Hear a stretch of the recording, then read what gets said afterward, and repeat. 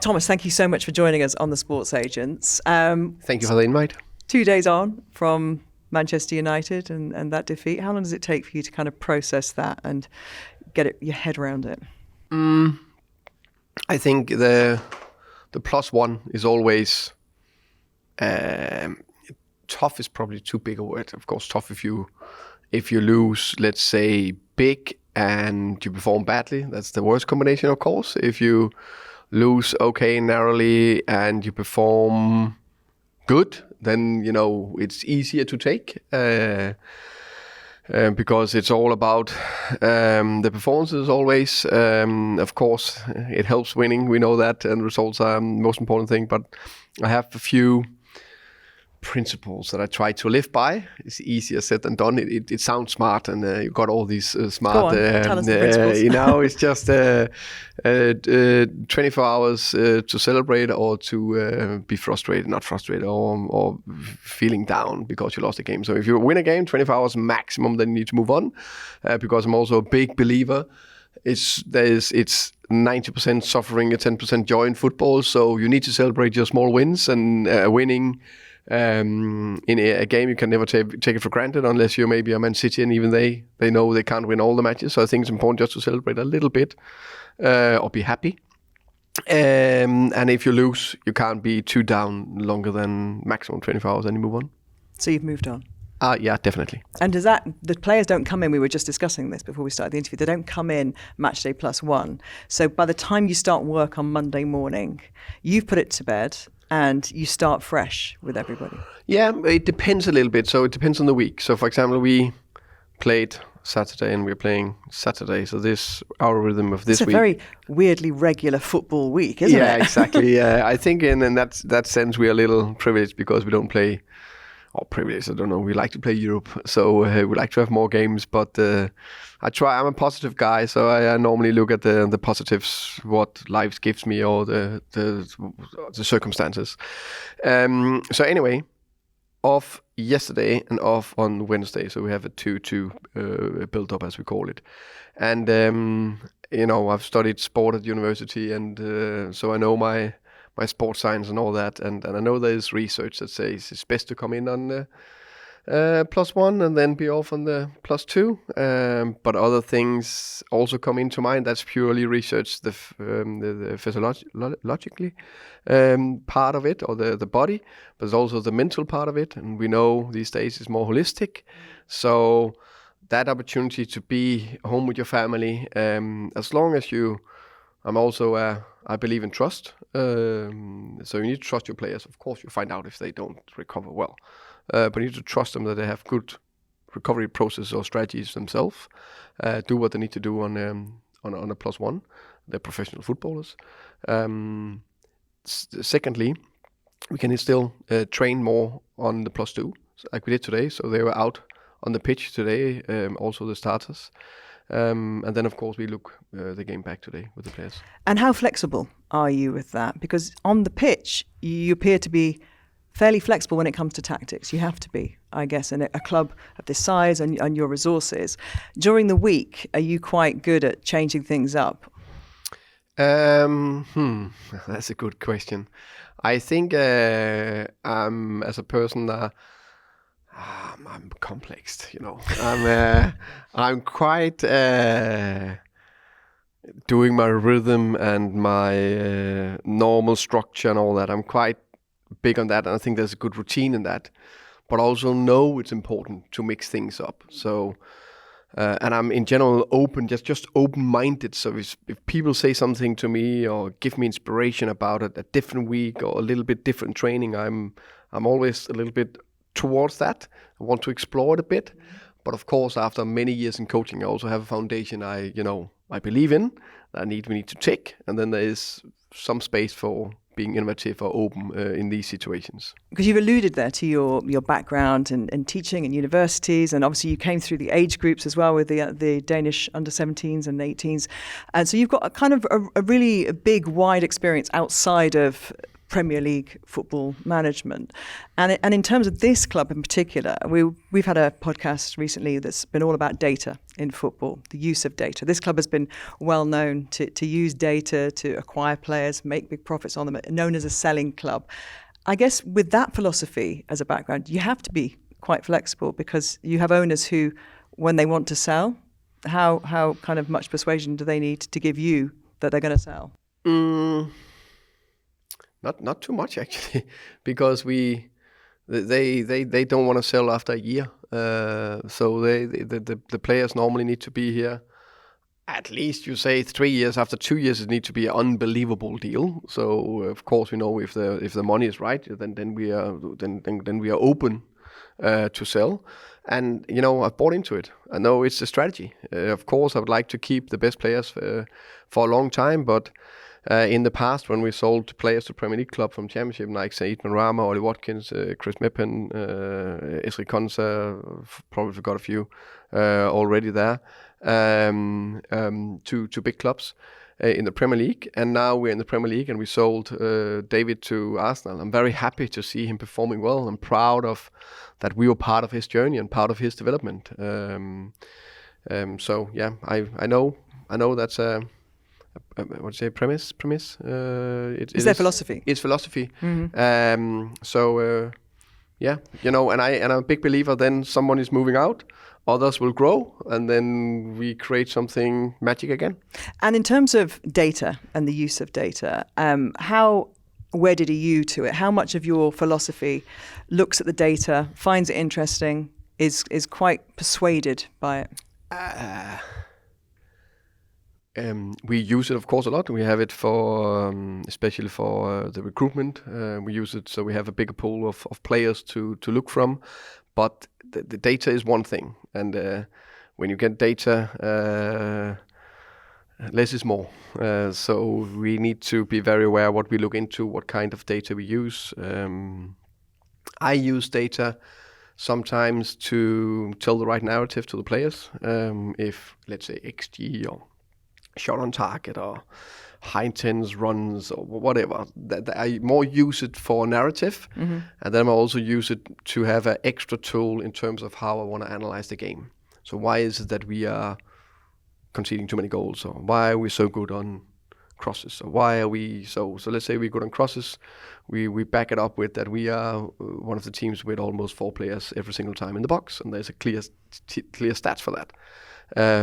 So that's how we use data. I think data is good, but I think our really secret sauce is, or ingredients in the secret sauce is the culture and the togetherness. I think that's where we stand out in many ways, and I think the data is a small thing, but it's more clear strategy, clear alignment from top to bottom, good people working hard, same direction every single day, and then the people up top do something very, very, very rare in football. They take good, sensible, calm decisions. Right.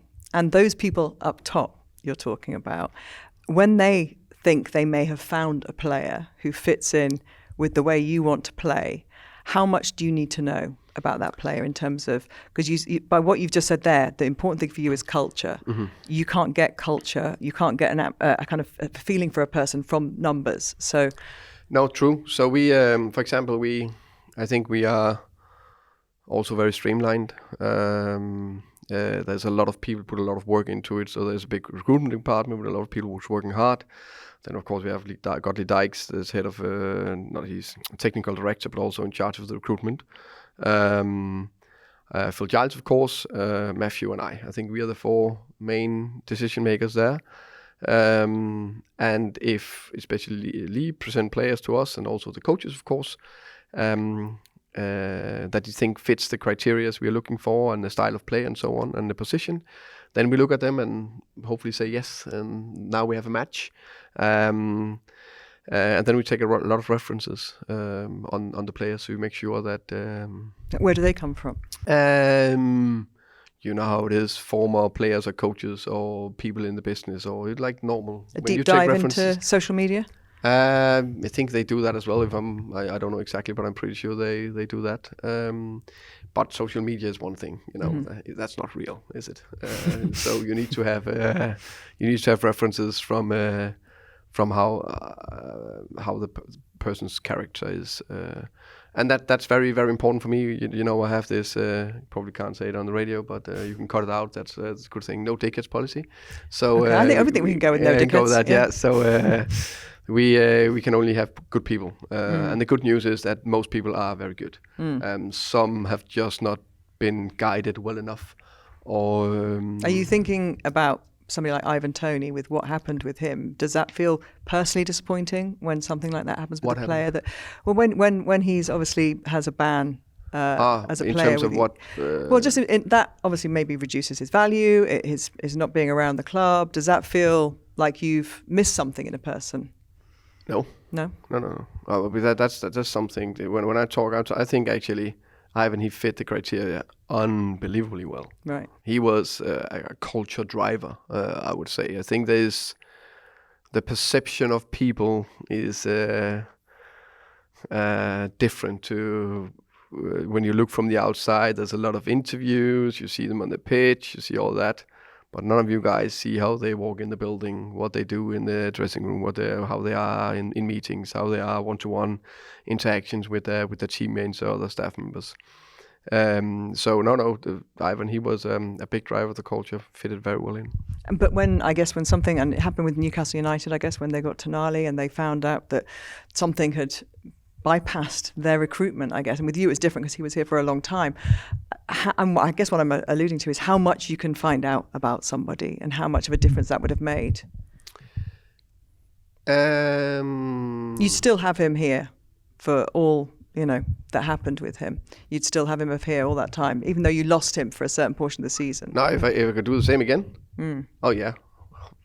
1,000 billion times. He did well for us. He played here 4 years, part of a very successful team that got promoted to the Premier League, and we are still establishing ourselves. I never take anything for granted. And does it feel like that? You don't feel like you've cemented your place yet? No, I did. I think we show that we are a Premier League team, but I think there's a lot of teams that show and think they're a Premier League team, but a lot of teams that still have a risk of not being a Premier League team in the future, including us. Do you think there's a trend with certain managers that they feel, you look across people like Russell Martin and his style of play, or last season Vincent Kompany at Burnley, do you think certain managers feel they have to kind of wed themselves to a style of football? And we've talked about your flexibility and that they feel they have to have a brand almost to stand out in the kind of crowd of top managers. I don't know. Probably need to ask Russell and. When you look across the Vincent, kind of the managerial landscape about that, I think, and I hope that managers have a style to believe in, and they try to train and coach and play that way because that's what they believe can give them success and the club success.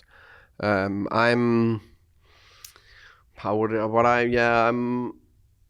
very aware of who I am and what I want, and in the perfect world, I would like to play proactive, beautiful, aggressive, front-footed, offensive football every minute in every match, and the times where we've been, let's say, favorites, especially in the Championship, I think it was very, very clear. We scored the most goals in the Championship 2 seasons in a row, where we hit 2 playoff finals. One we missed out on in terms of getting up. The other we won.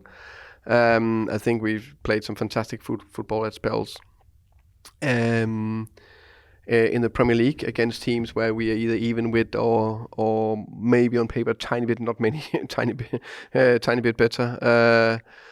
But I also believe that you need to be a tiny bit pragmatic, and maybe it's not the word pragmatic, but you need to how can you optimize your way for getting success? So, for example, look at Guardiola. Of course, he, in many ways, he developed football to where it is today, or a big part of that. But he's also the first one that played with 4 centre backs in the back 4. So I think that's smart. That's clever.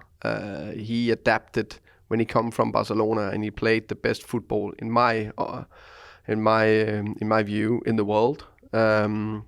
Coming to Bayern Munich, different team, elements of that he's taking to Bayern Munich, but adapting to their strengths. Mm-hmm. Coming to the Premier League, finding out, it's probably pretty good to be good on second balls and have some strong physicality in the middle of the park. You also need to defend on set pieces and all that. Just adapted his team. That's clever. So I'm probably more. I'm not him, nowhere near. But I'm just saying I know what I want. I want how I want to play, but I also try to constant develop and optimize. And he has said, Pep Guardiola, who, by the way, you sit behind as the second longest serving manager now in the Premier League, which is incredible, isn't crazy. It? Yeah, it is crazy, isn't it? But he has said, you are destined for a big club. And I say that with huge respect to Brentford, because you've just said yourself, they're still cementing, you feel, in the Premier League here at Brentford. And it's a club that has come on incredibly in terms of the ground and the facilities, just where we're sitting now, the training ground and everything else. When you hear a manager like that, who you clearly admire so much, say you are destined for a big club, what does that mean to you? How does it feel? I think we all got an ego that need a little bit of praise sometimes. So I don't think my ego is big enough, but it's not that it needs praise all the time. How can you say I'm aware of who I am and my strengths and weaknesses. But of course it was nice to get some praise.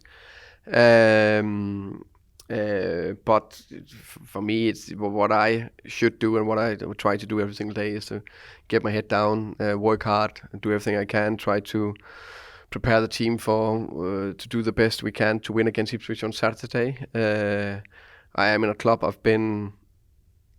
I'm so happy here. There's still things we can achieve. There's so many things I like to improve here in many ways. And how much do you think about? Journey. You said you're happy, and you're somebody who seems to get a balance in life. Sundays you recognise are important to people, and having or a day after a game off. If, let's say, a big club wanted to talk to you, and last week the talk was that club might be Manchester United, how much would you consider your happiness, your personal happiness? I'll say one thing for sure is if I ever leave Brentford, probably happen one day. Either I'll definitely go back to Denmark one day. I know that. So in the future will happen, and who knows what will happen in the future? We never know. As I said many times, I think it's very important because I'm probably one of the best clubs in the world. End of discussion. In terms of the alignment, the leadership, the culture, everything. So sometimes why should I ever leave this place? But things can happen. You can want new inspiration or whatever it is. But maybe also find another inspiration here in the club and you stay for long. You never know. But coming back to your question, because I'm not trying to talk around it, don't worry. I think for sure, if I ever got the offer from a bigger club and I decided to go there, it probably not make my life better. I think we all know that. But hey, that's maybe a challenge that you need to try. I don't know. It's nothing I'm thinking about. It's not about making your life better, maybe, because you clearly have a lovely life and you enjoy things outside of football. So I guess what the question is, how much you prepared to sacrifice some of that? What's the Danish word? Is it hygge, which means... Yeah, coziness. Which I'm not saying you're cozy here, but I am at times. But would you be prepared to get definitely rid of not every day. Yeah, but I think it's what I would say. I've sacrificed a lot throughout my life to reach where I am right now. So in terms of sacrificing, I don't think I was home to any of my children's birthday for 5 years in a row because we used national team. I've been working 67 hours a week for the last 30 years. So I think I still sacrifice a lot of things, and you don't know how it would be if you walk into another job. Maybe it is even better than here. I don't know that. I'm just looking at the exposure there is on certain managers, and I don't think that's the part of the football they love.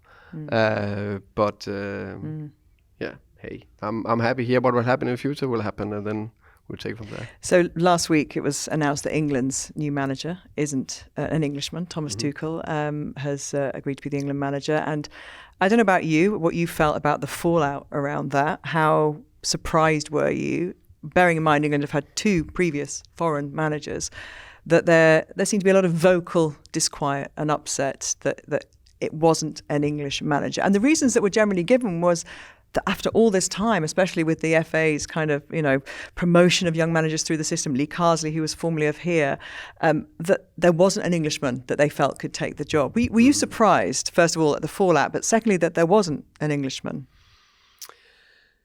I think first and foremost, I think Thomas Tuchel is a brilliant manager, and he showed that many times. So I think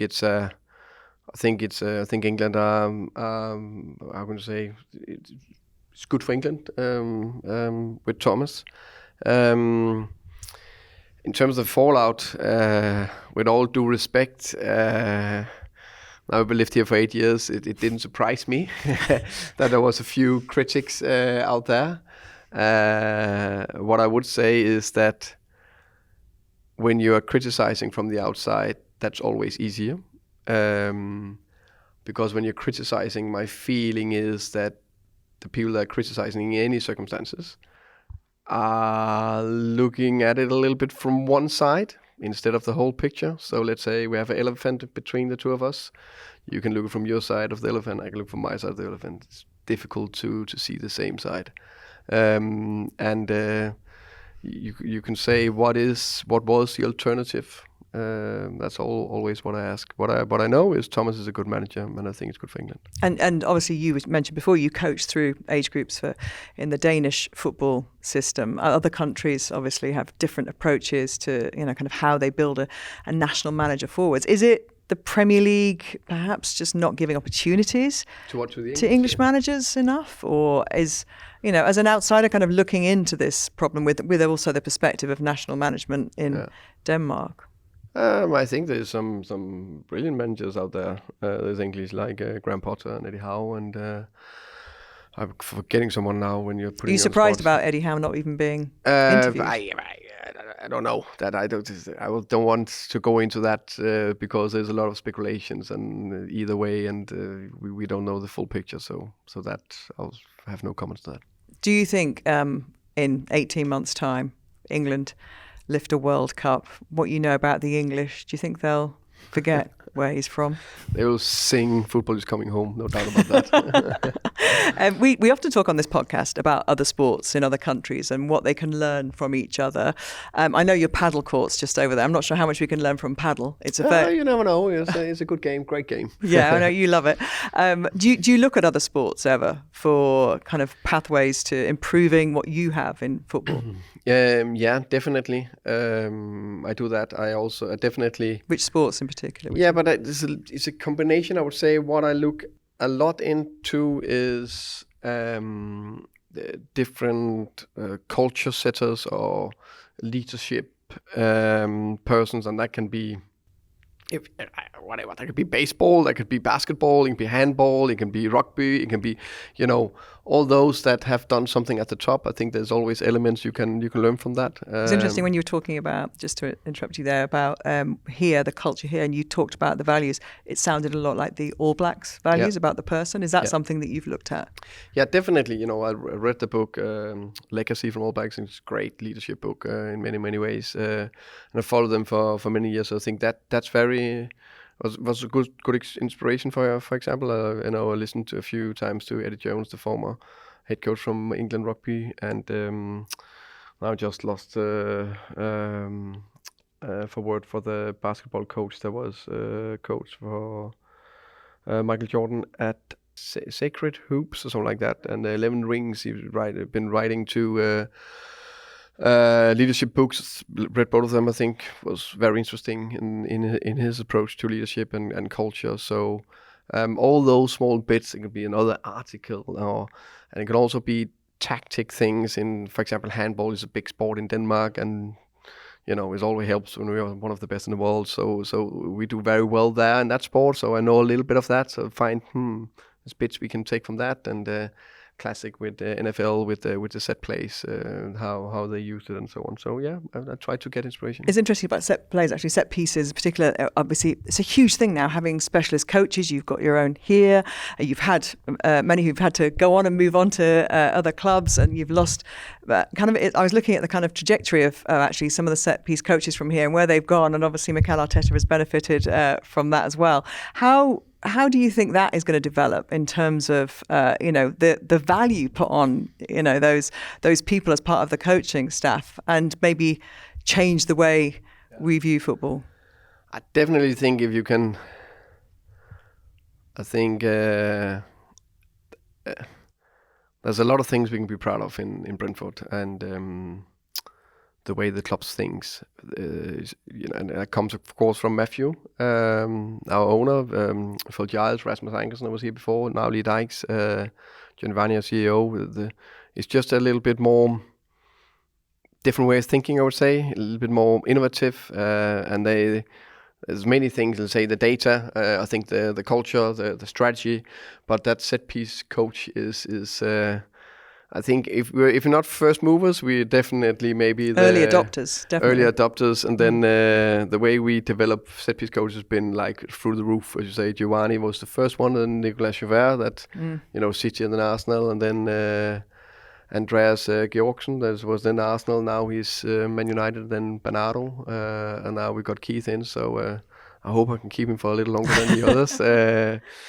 But I think that's big credit to all these individuals. They're great coaches, all of them, no doubt about that. But I also think it tells something about the culture we create here and how we develop people.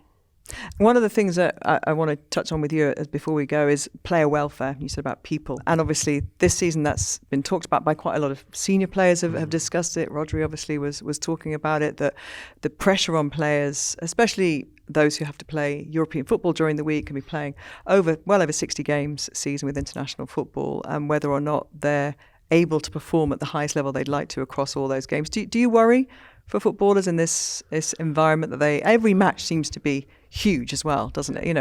There are very few matches where they can just take their foot off the gas. Yeah. I think, as you said, especially the players at the 5, 6, 7 top clubs, depending how many we. So the clubs that are playing Europe every year, going far in the cup tournaments, and those players also play for their country. So international break, they don't have a break, but they play 2 games. Then in the summer they play Euros or the World Cup or Copa America or Africa Cup of Nations or whatever, they all the competitions. And then up top, if you need a Club World Cup every second year, I think that is definitely too much, in my opinion. I don't know the exact number of games is the sweet spot, because you say all those games are it's all or nothing, more or less. And then the talk of potentially a game going to America. Yeah, exactly. So it's part of the development. And the human body, you don't know how much you can push it. We know that if you look at how development of athletes in all different sports, but there is a limit, no doubt about that. And I also think our season are. I don't know exactly this, but if you can compare to other sports, I think what do the footballers have, a break of 4 or 5 weeks, then they go again. Mm-hmm. Some have less, and it's constantly. I think that's tough at spells. Yeah, and it doesn't take account age either, does it? When you look at some of the young players who are breaking through and the amount of games they're playing as well. And like you said about other sports, I know some other sports protect young players by, they have to have so many weeks off. Do you think maybe it's time to sit and look at this in the bigger picture? And I think that's a fair point. I think there's definitely to look into the schedule. How much can we push it? How many games is is the right amount, if there's the right amount. And also look in the past, how many games has been played there. Of course, we got much more sports science and how can you say, so many ways of recover and how we can add more to the body and all that. But sometimes it's only as much you can do to recover or be able to play again. As you mentioned earlier, at the moment you don't kind of have to worry about too much about midweek European matches. But if you do get wooed by one of the big clubs, that'll be on your agenda to worry about a bit more. Oh yeah, of course. But that's no matter what. Let's start with right now I'm here, so let's focus on that. So let's say we qualify to Europe and had that challenge. That will be a wonderful challenge. I'll embrace it, and I will love that if we could have it here. Plus, the good thing is that when you have tried championship football, there is already 8 games more, and that is close to what they play in Europe now. So they could just start with what a lot of good managers are doing in the championship. They're doing a good job there. Yeah. And finally, what is the best part about being a Premier League manager? Best to the last. Good question. The best part.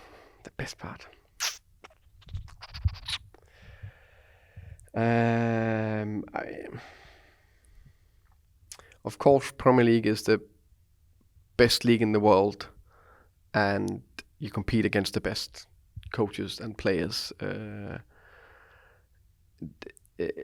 That's the best part, because the best part I want to say, and I'm saying now, is that I'm working in football, which I love the game. I loved it since I was a little boy. But I love working with people and try to create a team that are running in the same direction and working hard in the same direction and try to achieve something and try to play in a specific way. That I love. If I do it here, Denmark, Spain, it's whatever, that doesn't really matter. So that's what I really, really love about being a manager. But of course, Premier League is the best. So that's a fantastic privilege. Still giving you joy. Yes, definitely. Still, as I said, 10% joy, 90% suffering. So you've got to hang on to that joy for as long as you can. I'm a positive guy, hopefully you'll get plenty of joy this season. Thanks so much for talking to us. Pleasure. Thank you. Thank you very much. The Sports Agents with Gabby Logan and Mark Chapman.